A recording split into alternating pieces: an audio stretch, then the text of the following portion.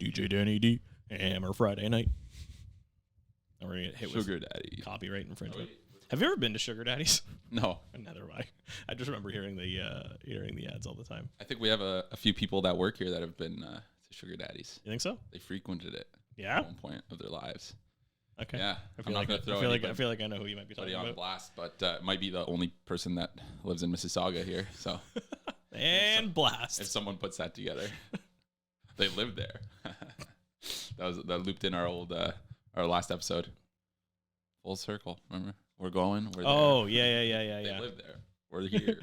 We're going. I should have made that a clip. I haven't made that a soundbite yet. I guess we're starting, huh? Yeah, I guess so.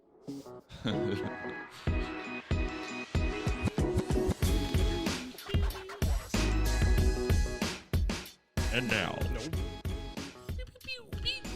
someone's clearly having fun with our new buttons. I think a couple need a bit of a volume tweak. Yeah, you can't hear them over we can the figure intro, that out. I think that's okay. We got some fun new sound bites. What's new? I mean, the entire American banking system is collapsing. And what a way to intro an episode.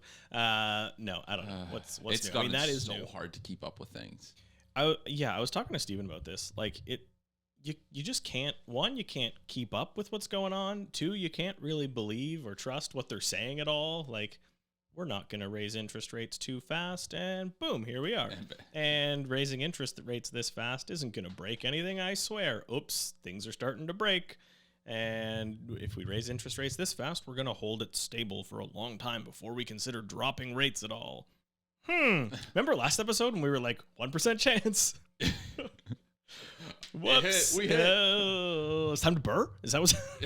That's a joke. I think it's time to honestly go to the casino and put everything on red because the ball's rolling. It's and somehow every time things are happening. Every time economists and financial analysts have been predicting something to a high confidence level, it's always the opposite thing that's happening. It's like don't play the odds. Play actually like what's against the odds right now, because that's I mean, your payout's bigger, I guess. So what happened? So yesterday, we're jumping right into the drama. Yeah. Friday, I think, was when I first heard about it, and that Bank seemed to be the big drama.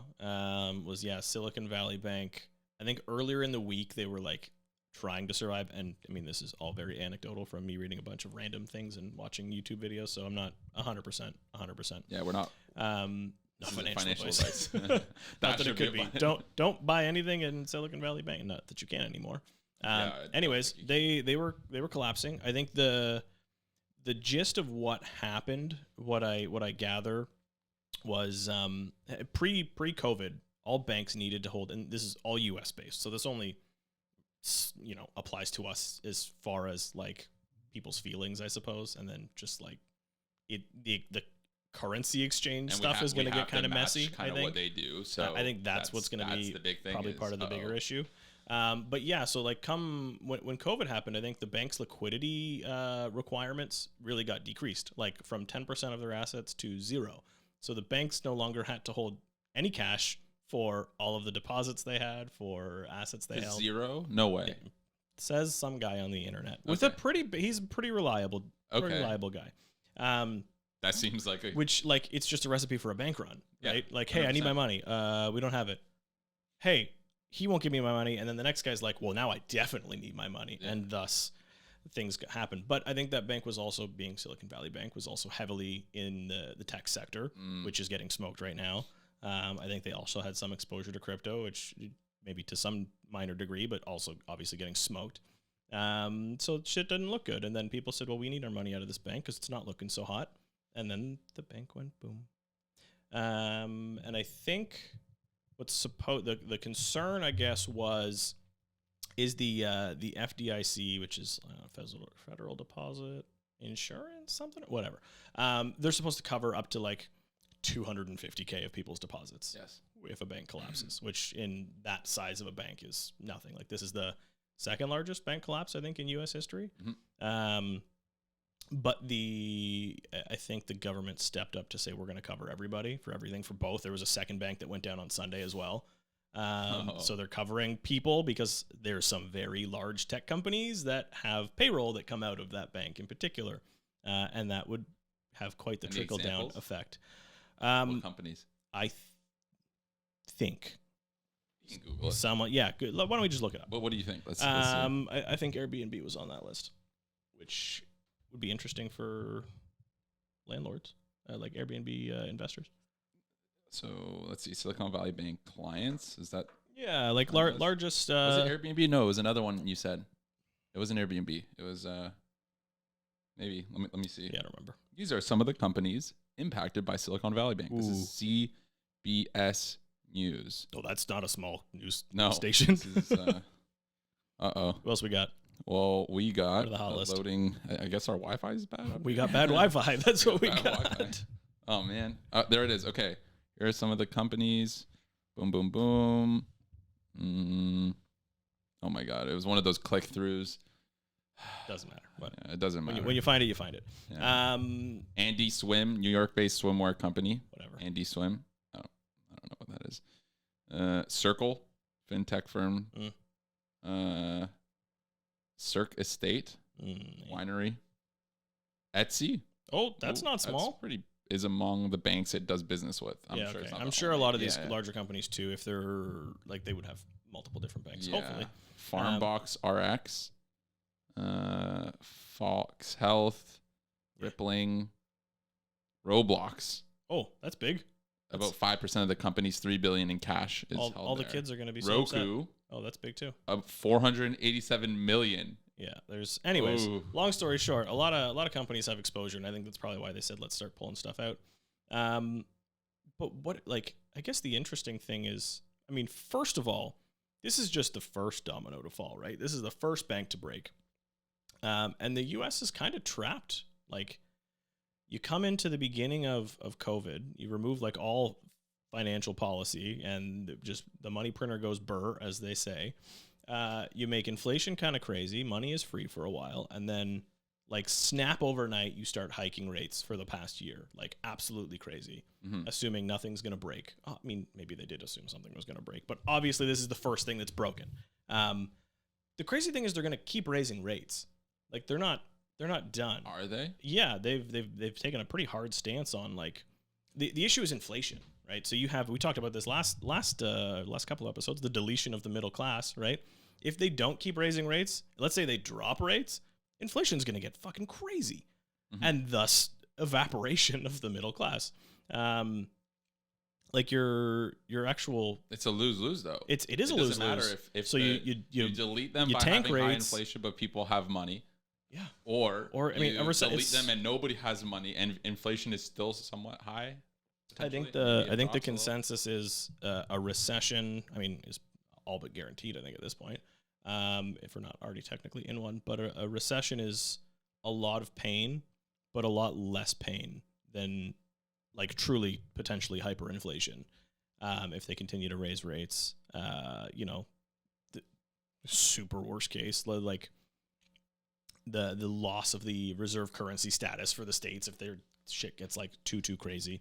Anyways, long story short, it's interesting to be paying attention to. I think it's going to be an absolute mess. Wasn't there an article that just said that they may start lowering rates this year? For us. And this is where it becomes maybe potentially concerning for us.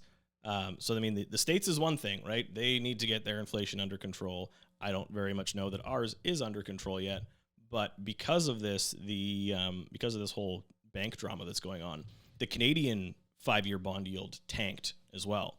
And our fixed rates are pretty directly tied to the Canadian 5-year bond yield.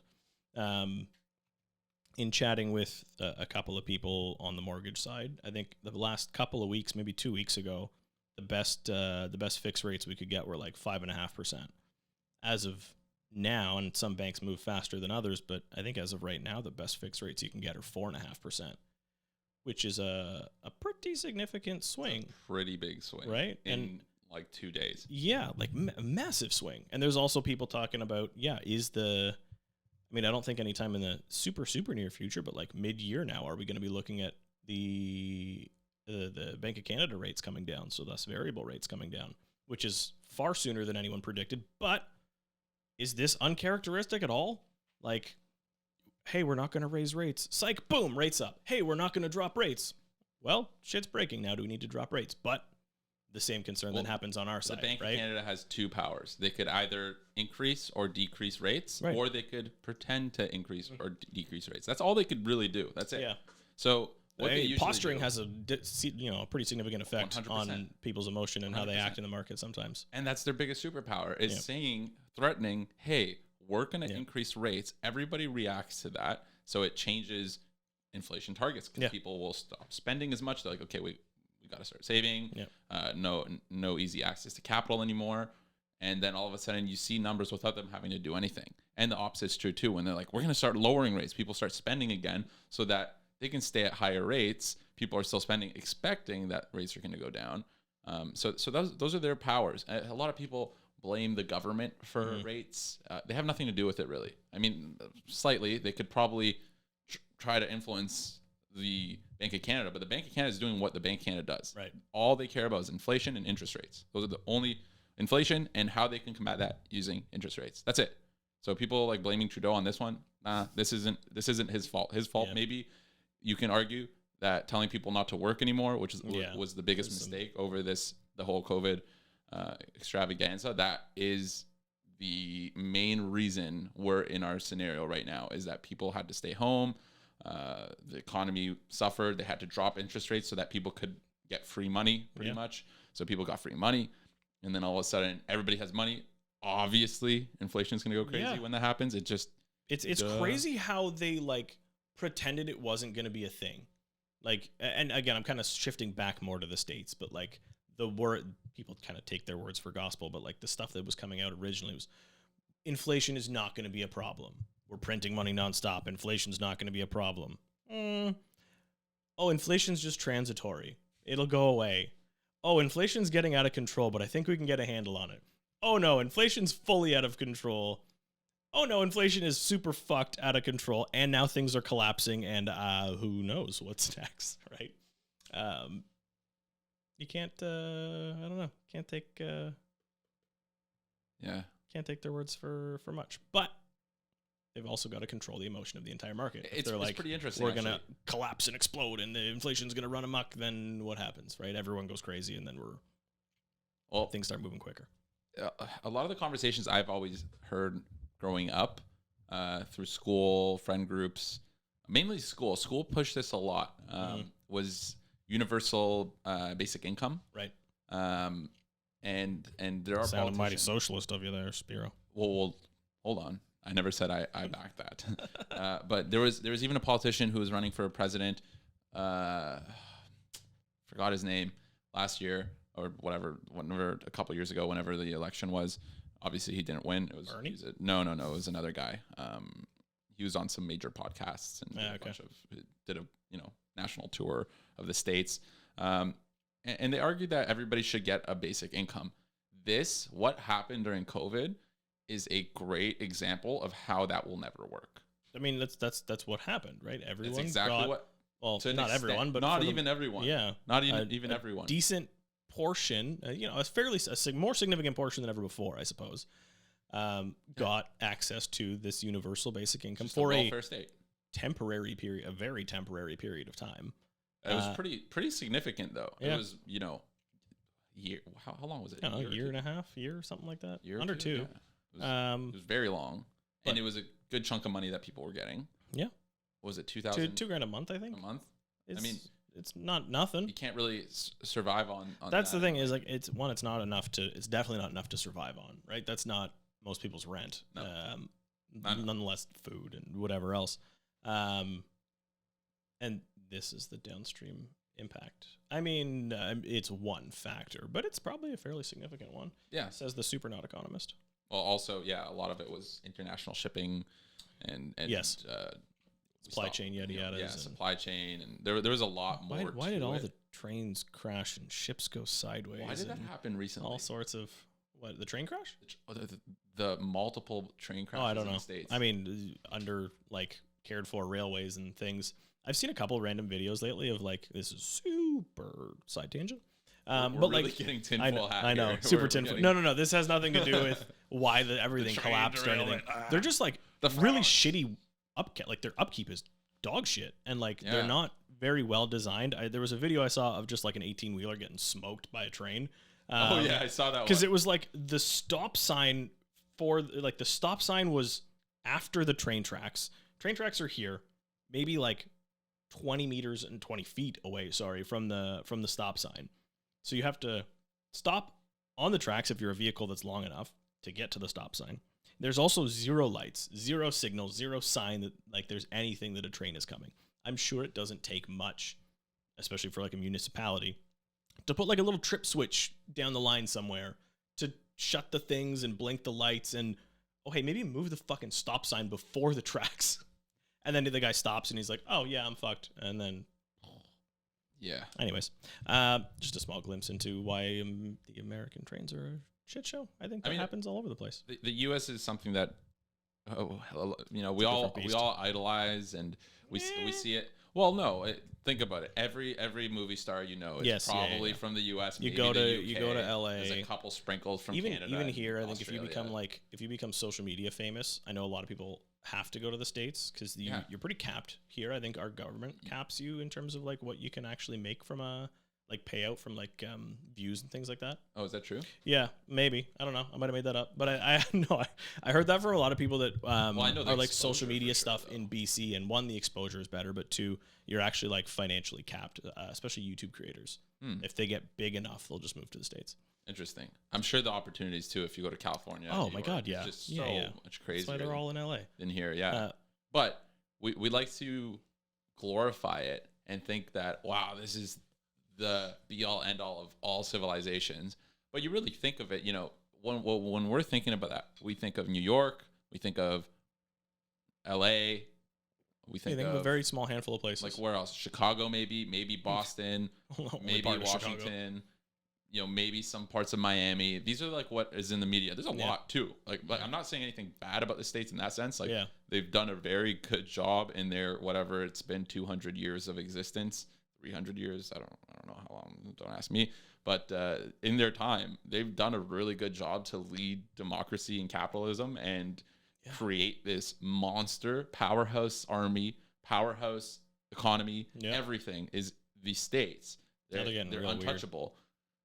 Well, the thing that we forget is the states are so big. It's kind of like Russia's scenario, where Russia has what we think of Russia, which is Moscow, and that Western just area, like massive landmass. There and is there's so much just like small town nothing in the middle of everywhere. Yeah, like people joke about you're in Ohio or you're in Wyoming or like Wyoming, Arkansas. Like you can name Alabama, all these places, South and North Dakota, right? Like what do you do? What do you go? There? What do you go? And I'm not ripping on those places, but those are farmlands. They're very agricultural. They're not like massive economic hubs or anything like that. Right? No. And even when you go to these massive economic hubs, you said it yourself, Chicago. Ooh, it's kind of crazy, the States, how like you can literally cross from one side of the street to the other, and like on this side of the street it's multi-million-dollar gated communities, and on the other side it's like fully a project.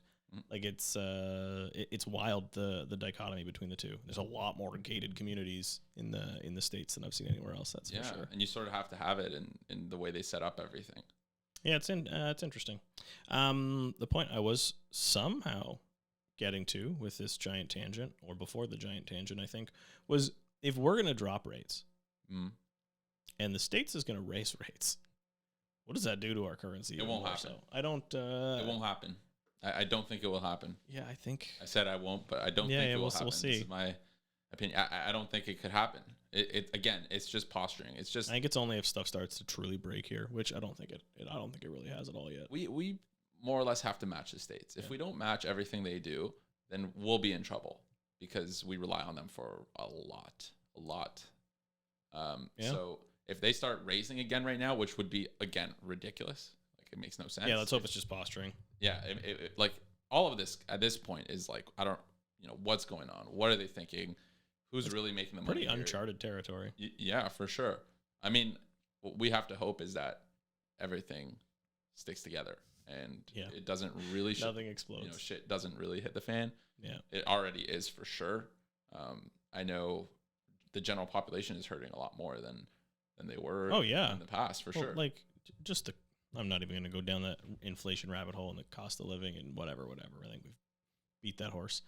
But, yeah, it hurts. So where do you go from here? Like, personally, what do you think this experience of COVID and extreme inflation and, maybe not trusting certain investments, even banks and firms now, it's kind of, where do you personally go from here? That is a very good question. For one, I have not thought of an answer. What has it taught me in the last couple of years? I mean, you take the good times while they're here, and you sock some away. That's for sure. I think. I was gonna say I was even a little leverage heavy, but not really. Not that it's unsustainable or to a point that it doesn't make sense. I honestly don't know. I think I want to see how the rest of this unfolds first. Like, it's not something that I've ever been through. It's not something that in our lifetime we've ever gone through this. So, I mean, spend less, make it through, take some notes, pay attention. But how do you, I don't have much in terms of less if costs more? You spend less frivolous shit, less $5 lattes. They're $6 now, actually. It's gonna be tough. Come visit Cafe Ducky. I don't know if they're actually $6. No, I don't think so. But just inflation, not that quite much. Inflation joke. Oh, we don't have it. It's gone. It's on the other one. Yeah, I don't. You just survive. What do you do? How has this changed your future plans, though? Like retirement goals and timelines and anything that you've wanted to do in your life? I honestly don't think it has. I genuinely, Really? I don't think it's changed Interesting. anything. Perhaps in the short term, slowed things down a little bit. I mean, part of our entire business model is buy real estate and then take money out of that real estate and buy some more of it. And obviously that worked really well in the last few years, and it's a little bit tougher to do these days. So I think it's slowed things down, but we talked about last couple episodes or so, it's just things you do on strong fundamentals, things that are very, very likely to survive any kind of situation like this. I mean, even a bank, our banks are a lot different than American banks, especially small American banks. There's hundreds of small segmented ones that. Yeah, and all of our banks own pieces of each other. Yeah, so we're much safer in that regard. But I wouldn't feel bad owning stock or something in our banks, right? Or even in the massive American stuff. But I think just generally safer plays, less crazy gambling, hoping for the moon. Not financial advice. Otherwise, just keep doing what I'm doing. I don't know. And then when the good times are here, fucking grab them by the balls. That's the you got to take it and go. You're looking at me like I'm gonna get canceled for saying grab them by the balls, but not canceled. Just the interesting way to put it. You got to take it. You take it and run. Right? It's when it is good, when the money printer is going burr, you gotta just a weird saying. Grab it all. Fuck off. Like grab them by the balls. And then when it's I really want some. If I'm like, hey Phil, I really like you as a person. Like when it's you, just a weird saying. I think it's growing up Italian. Yeah. Hey. Tap. That's it. I don't know. What do you think? What's your? It's definitely changed my opinion on a lot of things. Okay. I've definitely lost a lot of faith. Okay. That's fair. A lot of trust in government and in certain investments that I was already a little iffy on, like a lot of stocks. I never, for me, and it's really hard for me to get over the hurdle of investing in a stock and knowing that there's some CEO that could get canceled for saying something one day and I lose 50% of whatever I did. Yeah. Because it happens. There's someone with a lack of control. Scenario. And I think it's made me want even more control over what I do, what I spend my time on, who I spend my time on, what I invest in, and my goals for the future also did change a little bit. I mean, I always, growing up, I always had a picture in my mind of what an ideal life would be at a certain age, and that's definitely changed now because I've looked at maybe that picture of a life of abundance as a goal in the past. And with the way everything has gone, and especially in the last year or so, I'm looking and I'm like, so if I want to do that, it's going to be 30 to 40% more expensive than I thought it would be. And it's not going to bring me 30 or 40% more happiness. Yep. The utility for me is maxed out already at that certain point. Why would I spend 30 or 40% more, which means I will have to work 10 more years or whatever it is to get to that level where I can be comfortably at that, what that dream was in my head. Why would I do that? That's fair. That's a bit of an evolution that I've made. I don't want to say super recently, but in, the last few years in general as well. And I don't know if it's impacted 100% by, like recent inflation and bank and all that type of stuff. But just in general, you realize there's a threshold where, money, the statement that money can't buy you happiness is kind of like, yes, it can, and also no, it can't, right? Like if you don't have any money, then being able to pay for your basic life expenses, not having money is very stressful. Having enough money to make sure that everything is covered fairly reliably, that alleviates a lot of that stress. So in that aspect, I think it can. But at the same time, like if the rest of it's just going towards cool toys, I maybe very momentary happiness, right? But I don't think that's going to change your life any. Like when I was growing up, same thing. I had these huge, crazy, lofty goals of like I want a McLaren and blah blah blah and a cool house, and yet I mean the cool house is still cool, but the toys, I wanted all the toys. But now like I want time and freedom and security. I think those are like, freedom and security and time kind of just comes as a result of those. But like, I don't need toys. I need just to be able to like make a decision on what I want to do. I need to not have to worry about paying for groceries, but otherwise, and so long as everyone is happy and paid for and everything's okay, I don't need all the cool toys, Do you think I want the time freedom? Do you think Ella has changed your mindset on this at all? I think it changed probably a little bit before that to a degree. Like the lead up to Ella, meaning like 4 months before she was born, or was this even before? It was starting to change before. I think just as I realized like having time and freedom is more important than having cool toys.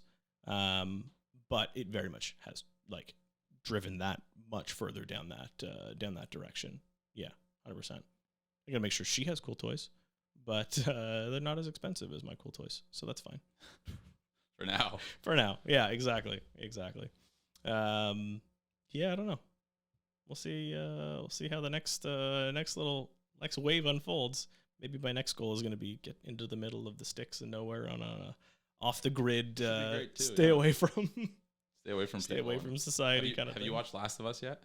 No. Oh my god! I know everyone keeps asking me that. So episode 3.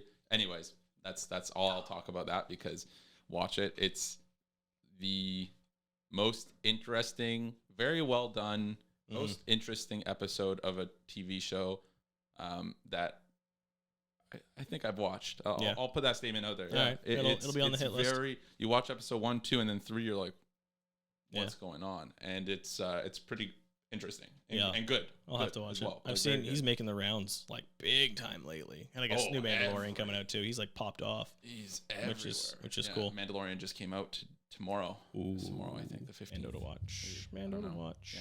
Yeah. Okay, going back to the conversation we just had.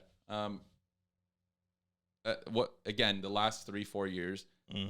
Maybe it's my time, the time in my life I'm at, and that's fair too. People around me as well, where I'm seeing, and not like people my age or in the same profession, not you, but family, and watching family age during a time where I wasn't even allowed to see them.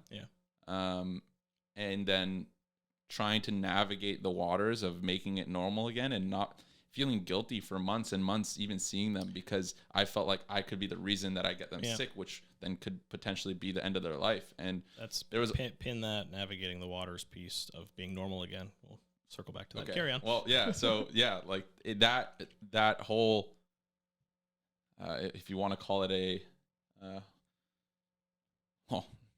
3 years, 2-3 years.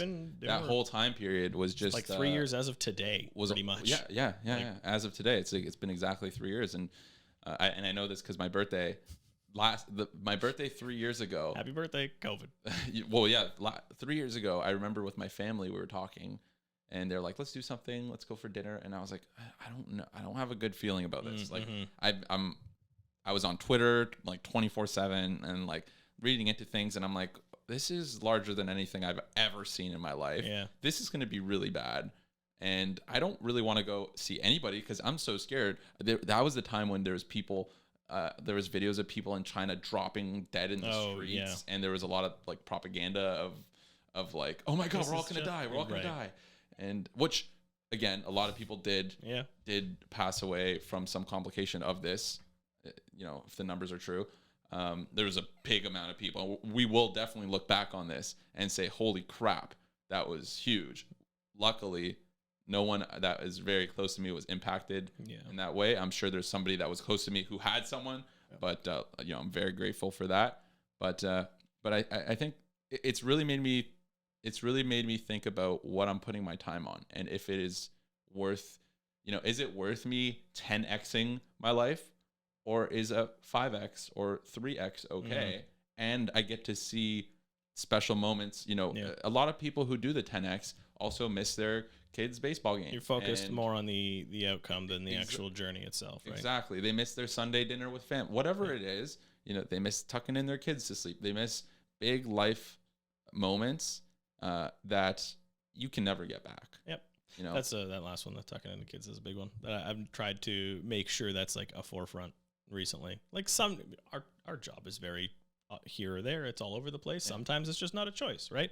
Sometimes you got some showings at night, but whenever possible, right? I'm like, all right, let's finish. If we can cram it here, move a little bit further forward, just finish for like the important stuff, or like Saturday morning swimming lessons kind of thing. Like, let's try and be part of all of that stuff because it's important. You don't get it back. It doesn't. It's been a year, and I'm like, you're a teenager. I'm like, what? I didn't take enough photos. Like, where did this all go? Kind of thing.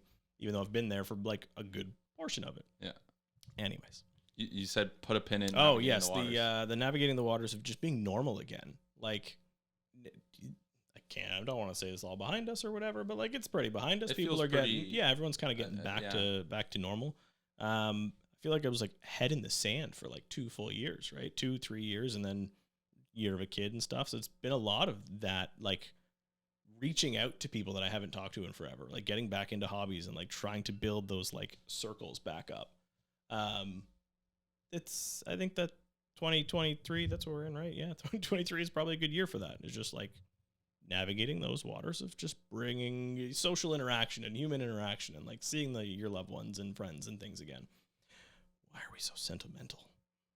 I mean, this is great. Weird. This is normal. This is the therapy podcast. I feel like, you know, this should be talked about. This is Phil's therapy. If you want a podcast or any listen that is going to talk about generic market stuff, there's 100,000 other people that you can look at, but there's not many people talking about the actual implications of everything and how it's made them feel and change. And why pay for a therapist every week when you could just buy a mixer and a couple of microphones and tell the whole world your problems? You guys can call in, and we're gonna tell everybody, all 40 people, all your problems, and I'll help dissect them. Hilarious.